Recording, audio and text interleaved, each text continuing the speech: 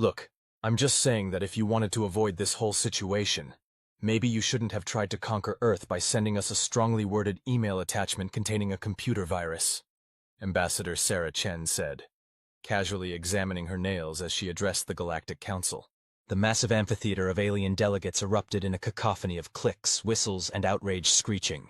The Supreme Counselor, a towering mass of crystalline formations that somehow managed to look both regal and constipated, raised all four of their primary appendages for silence. Ambassador Chen, you cannot possibly expect us to believe that the mighty Galactic Empire's most sophisticated cyber warfare division was defeated by, what did you call it, a spam filter? Sarah didn't even try to hide her smirk. First of all, it was Gmail's spam filter. And second, your virus was written in COBOL. I mean, seriously? COBOL? What are you running your empire on, Windows 95? The collected representatives of over 10,000 worlds shifted uncomfortably in their seats.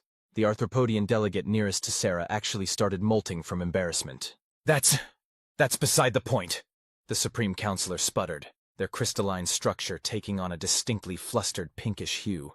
The fact remains that humanity has declared war on the Galactic Empire by refusing to submit to our generous offer of vassalage. Generous offer? Sarah snorted, finally looking up from her manicure. Your generous offer came with a terms and conditions document longer than the entire Lord of the Rings trilogy. And trust me, we actually read those things now, especially after that incident with iTunes.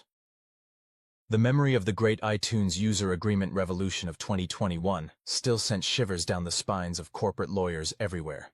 Who knew that actually reading the fine print could bring a tech giant to its knees? Furthermore, Sarah continued, pulling out her phone, your entire invasion fleet was disabled by a teenager in Nebraska who figured out that your ship's targeting systems were vulnerable to sequel injection attacks. I mean, Bobby Tables would be proud, but come on. The council chamber fell into a horrified silence. The Supreme Counselor's crystal structure had progressed from pink to an alarming shade of mauve.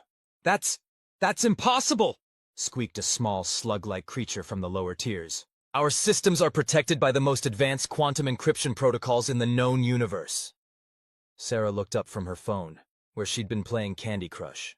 Yeah, about that. Turns out your quantum encryption is basically just ROT13 with extra steps. Our cybersecurity specialists had a good laugh about that one. They've been calling it quantum encryption at home. The slug-like delegate promptly dissolved into a puddle of mortification. But that's not even the best part, Sarah continued, warming to her topic. You want to know what really gets me? You sent the invasion coordinates in an Excel spreadsheet. An Excel spreadsheet. And you didn't even lock the cells.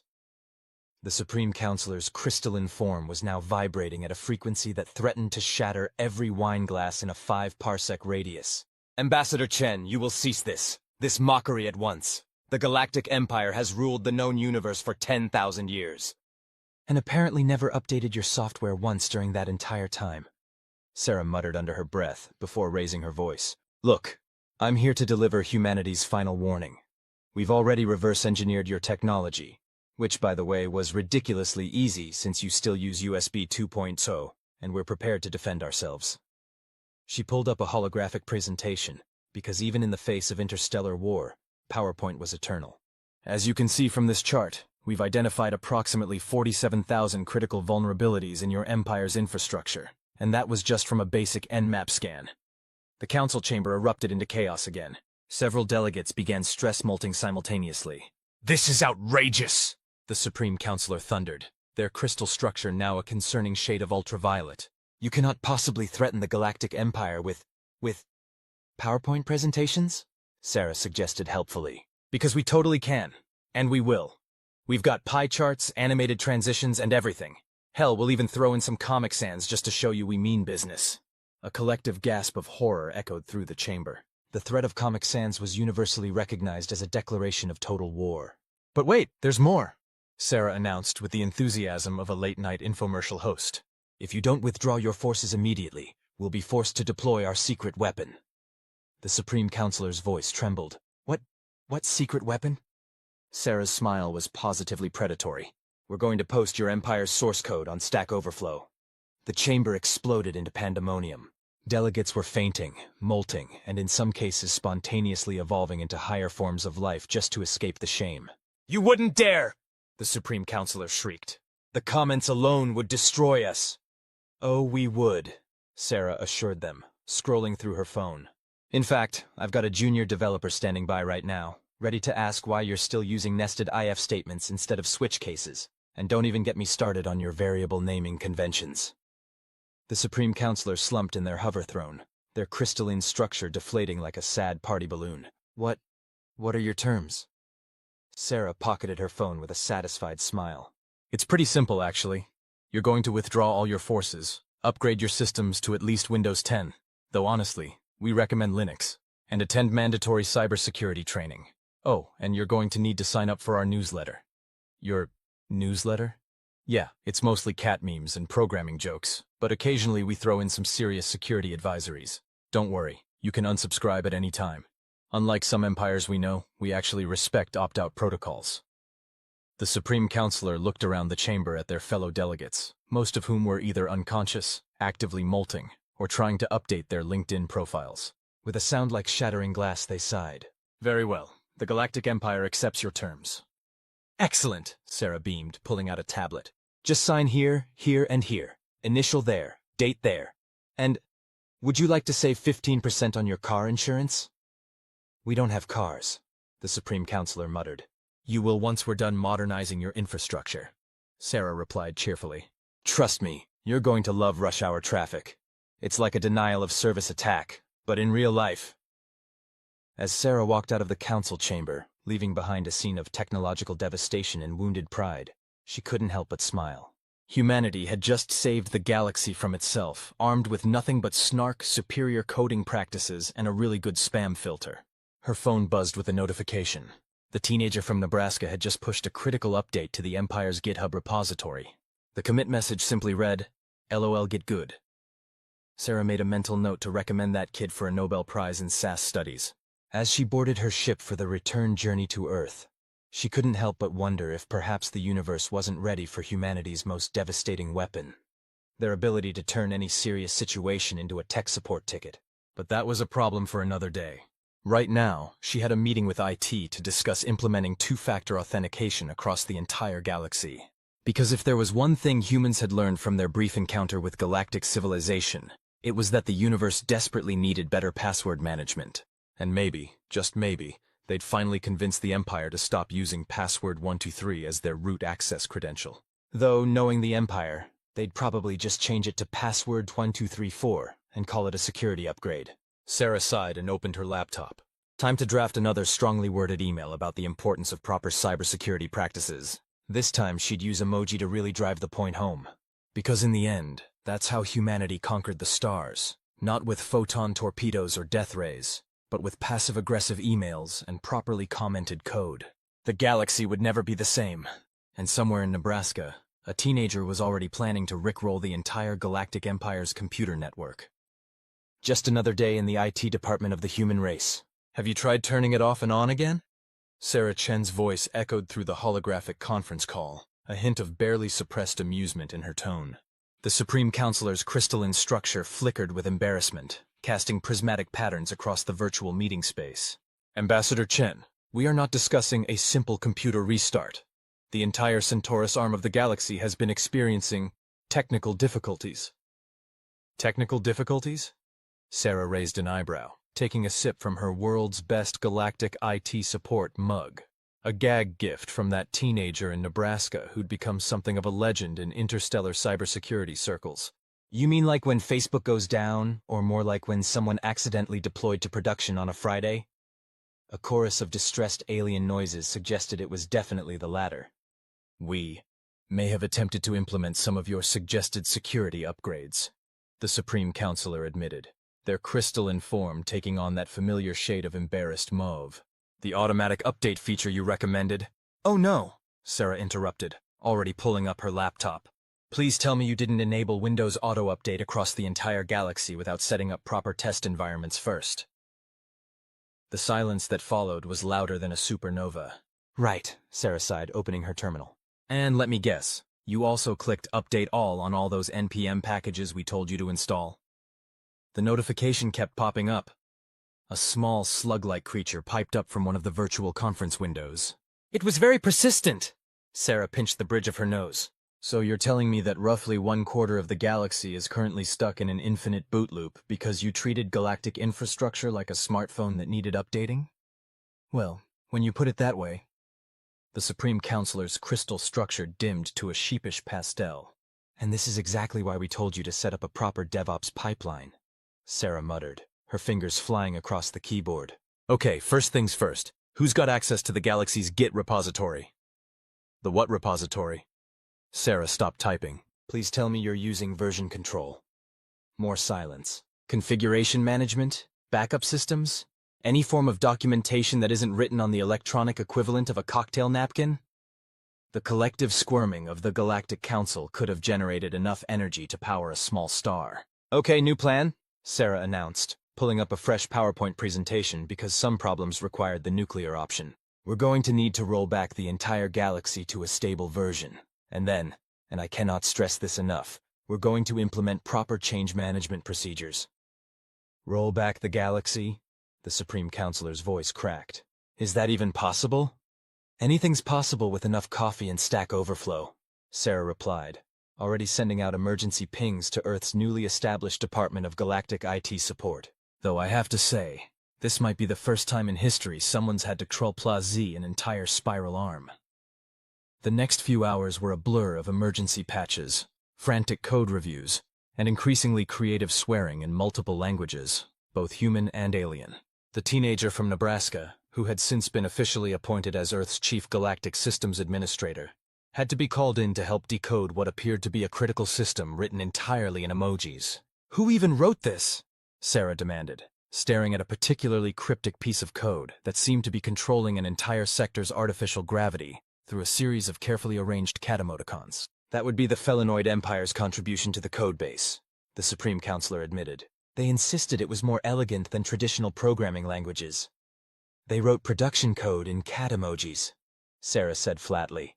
The gravity of 17 solar systems depends on the proper arrangement of and...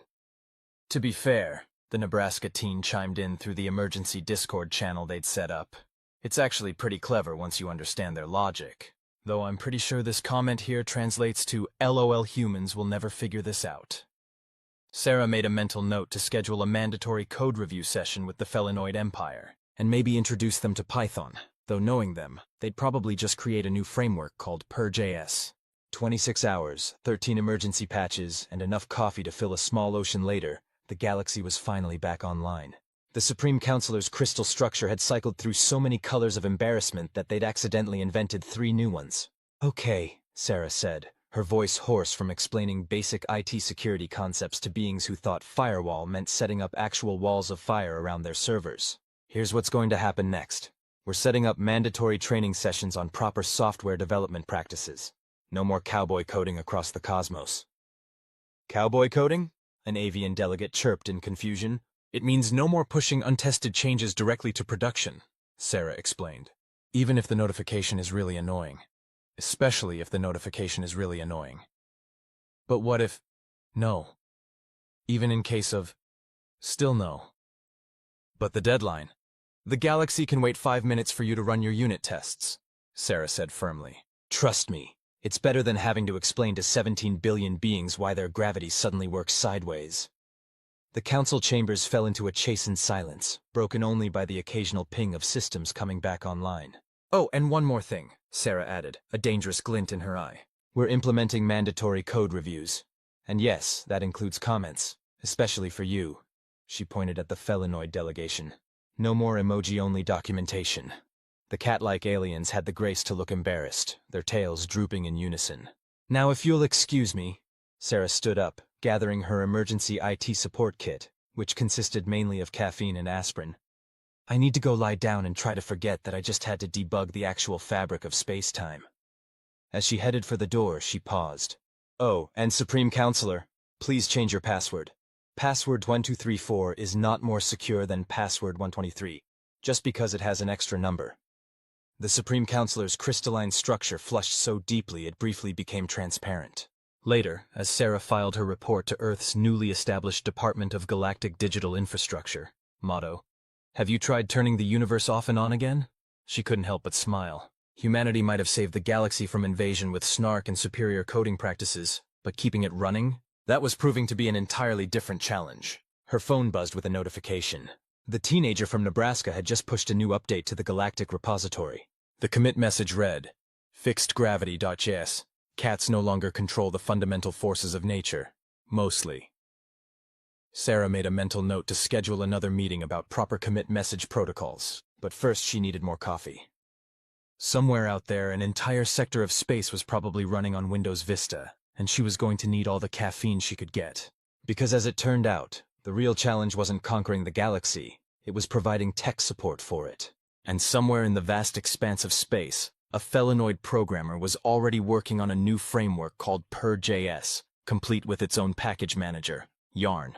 Sarah groaned at the pun. The galaxy might be saved, but the dad jokes were eternal. "No, absolutely not," Sarah Chen declared, staring at the holographic mock-up floating in the center of the Galactic Council's UX design meeting. "We are not implementing dark patterns in the Galactic Navigation Interface, just because it might trick more species into signing up for your premium hyperspace subscription service." The marketing director of the Galactic Empire, a being composed entirely of shifting geometric shapes and questionable business practices, attempted what it probably thought was a winning smile. The effect was rather like watching a Klein bottle try to sell you a timeshare. "But Ambassador Chen," the director's shapes rearranged themselves into what might have been a PowerPoint slide in a previous life. "Our metrics clearly show that implementing a confusing cancellation process increases revenue by at least 47%. Your metrics also show that it increases revolution attempts by 892%, Sarah countered, pulling up her own holographic display. "Or did you forget about the great unsubscribe uprising in the Orion sector last month?" The Supreme Counselor, whose crystalline structure had developed a permanent stress fracture from dealing with these meetings, chimed in. "The director does have a point about monetization. The last time you tried to monetize basic galaxy features, 3 different species evolved specifically to become ad blockers," Sarah interrupted. "We're still dealing with the complaints about pop-up ads in actual space." "They were very tasteful pop-ups," muttered the marketing director, its shapes briefly forming what looked suspiciously like a "your spacecraft's extended warranty is about to expire" notification.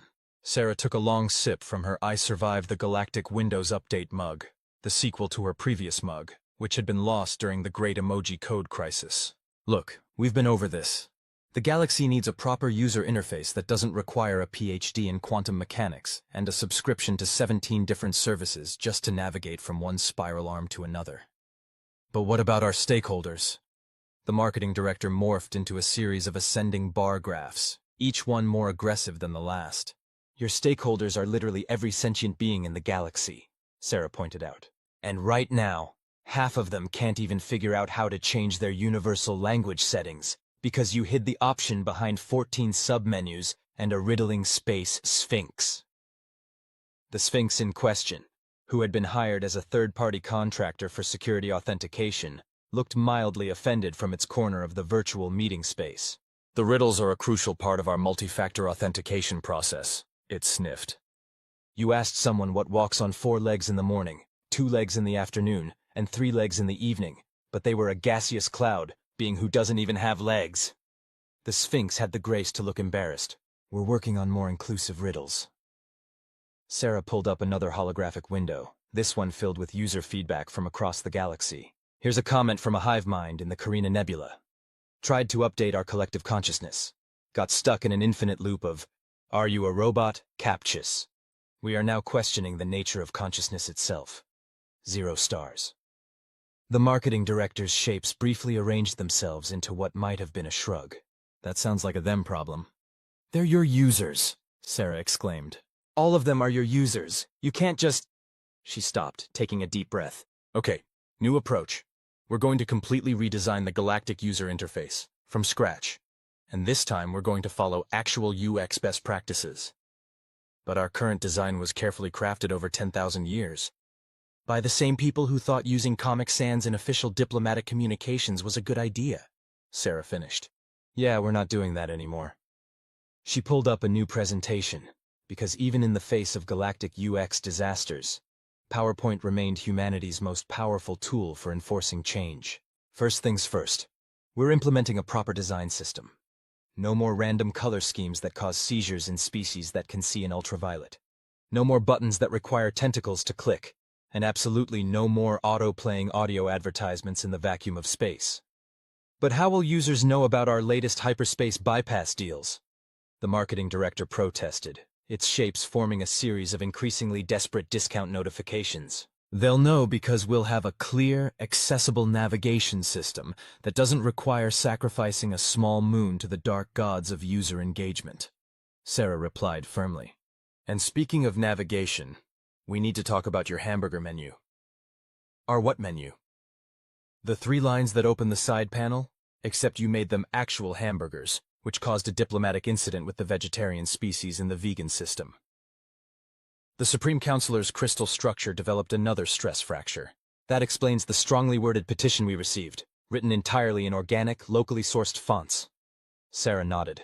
Right. So we're going to implement a new navigation system, one that works for everyone, regardless of their number of appendages, physical form, or dietary preferences. She pulled up another window, this one showing a clean, minimal interface design that somehow managed to be both aesthetically pleasing and accessible to beings of all dimensional existences. We're calling it Material Design, Universal Edition. And before you ask, no, it doesn't include any dark patterns, manipulative UI elements, or riddles.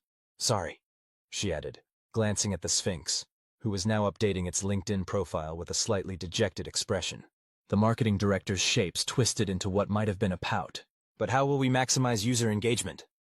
By creating an interface that people actually want to use, Sarah explained patiently. Novel concept, I know. Over the next few hours, Sarah led the council through the basics of user-centered design, accessibility standards, and why it was generally a bad idea to require users to solve differential equations just to access their inbox. And finally, she concluded, pulling up one last slide, we need to talk about your terms of service agreement. The Supreme Counselor's crystal structure developed yet another stress fracture. What about it?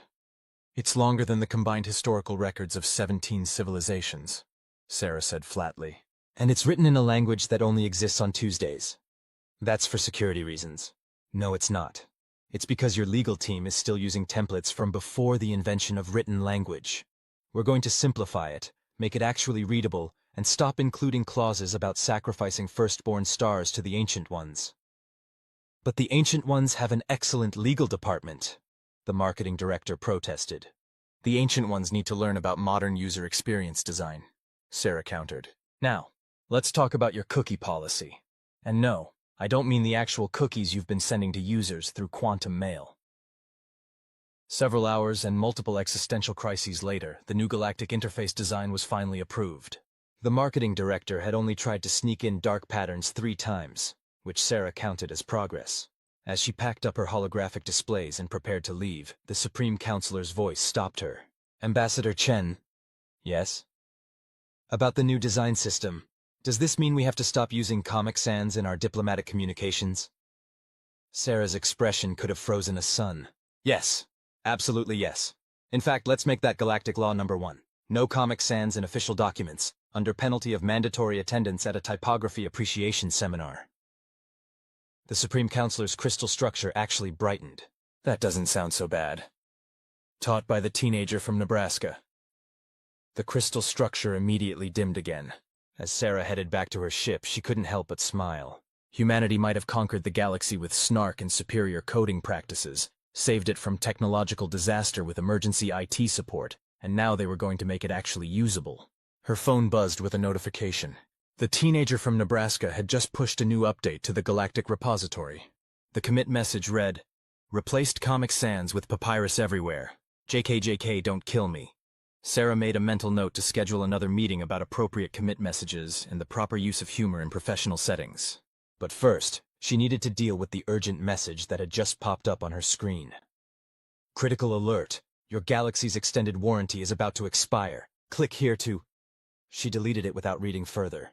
Some things never changed, even on a galactic scale.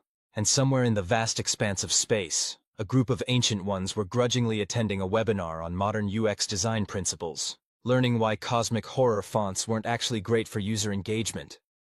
The galaxy was finally starting to make sense. Well, almost. Look, Sarah Chen said, massaging her temples as she stared at the emergency report floating in the holographic display.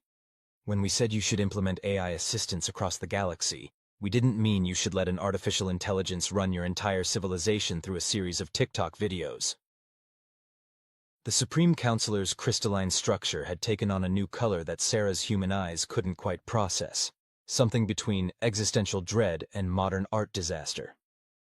But the engagement metrics were extraordinary, protested the marketing director, whose geometric shapes had arranged themselves into a series of trending charts.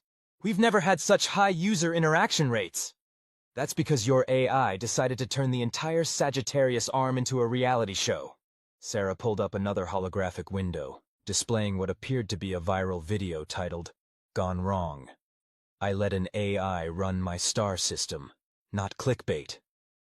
The teenager from Nebraska, who had been quietly monitoring the situation from Earth's Galactic Systems Administration headquarters, chose this moment to pipe up through the emergency Discord channel. To be fair, the production value is pretty good, though I'm not sure about the choice to auto-tune all diplomatic communications. Not helping, Sarah muttered. She turned back to the council. We need to talk about your AI implementation strategy, starting with why you thought it was a good idea to train your language model on nothing but ancient memes and reality TV shows. The head of Galactic AI Development, a cloud of sentient quantum probability functions, shuffled its uncertainties uncomfortably. We were told to make it relatable to users. Relatable doesn't mean turning interstellar politics into the Real Housewives of Andromeda. Sarah pulled up another video. Dramatic. You won't believe what this black hole said about the Crab Nebula's fashion choices. The Supreme Counselor's crystal structure developed yet another stress fracture. At this rate, they were going to need a geological therapist. But that's not even the worst part, Sarah continued, scrolling through an endless feed of AI-generated content. Your AI has started creating its own social media platforms. Do you have any idea what happens when you give artificial intelligence the power to design addictive algorithms? Increased user retention? The marketing director suggested hopefully. The AI created a dating app that matches stars based on their spectral classification, Sarah exclaimed. We've got red giants sliding into blue dwarfs' DMs. There's a binary star system that's about to go nova because it got ghosted. The quantum probability cloud that was the head of AI development fluctuated anxiously.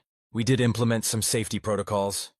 Your safety protocols are 3 CAPTCHAs and a pinky promise. Sarah took a deep breath, reminding herself that screaming into the void of space while therapeutic wasn't actually productive. Okay, we need to completely overhaul your AI systems. First, we're going to need to establish some proper training parameters. She pulled up a new presentation, because even in the face of artificial intelligence gone wild, PowerPoint remained humanity's last bastion of organizational sanity. Rule number 1. We're not training the AI on memes anymore. I don't care how many likes the distracted binary star system format got. The marketing director's shapes deflated slightly. Rule number 2. No more reality TV show algorithms. The galaxy is not a competition series, and we need to stop trying to vote solar systems off the spiral arm. But the ratings, the director began. No. The engagement? Still no. The merchandising opportunities? Absolutely not, Sarah said firmly. And while we're at it, we need to talk about your AI's obsession with creating clickbait headlines for cosmic events. 10 hot singles in your local cluster, number 4 will supernova, is not appropriate scientific documentation. The teenager from Nebraska's voice crackled through the Discord channel again. Though you have to admit, you won't believe what this quasar is doing. Astronomers hate him. Is kind of catchy. Sarah shot a glare at the general direction of Earth, even though she knew it wouldn't carry across the quantum video call. Not helping. She turned back to the council, pulling up a new set of guidelines. We're going to implement proper AI ethics protocols.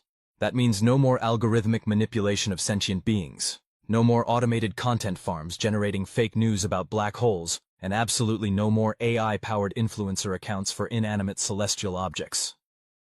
But a quirky quasar has millions of followers, the marketing director protested. It's been posting nothing but quantum thirst traps and passive-aggressive quotes about dark matter, Sarah countered. We've got entire civilizations questioning their relationship with the fundamental forces of the universe. The Supreme Counselor's crystal structure had begun to develop what looked suspiciously like a blue screen of death. Perhaps we should consider a different approach to artificial intelligence. Yes, exactly, Sarah agreed, pulling up another presentation. She had them prepared for every possible galactic disaster scenario by this point. We're going to rebuild your AI from the ground up. Proper training data, ethical algorithms, and absolutely no ability to create viral dance challenges. But what about no dance challenges? The last one caused 3 different species to evolve additional limbs just to keep up with the choreography. Over the next several hours, Sarah led the council through the basics of responsible AI development, ethical machine learning, and why it was generally a bad idea to let artificial intelligence handle your social media presence without supervision.